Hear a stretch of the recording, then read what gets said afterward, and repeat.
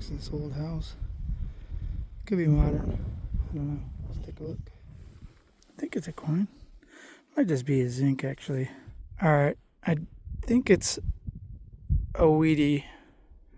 Man, it is really wore out. You can kind of see the one ONE maybe cent on there. Very worn out. 1950 something.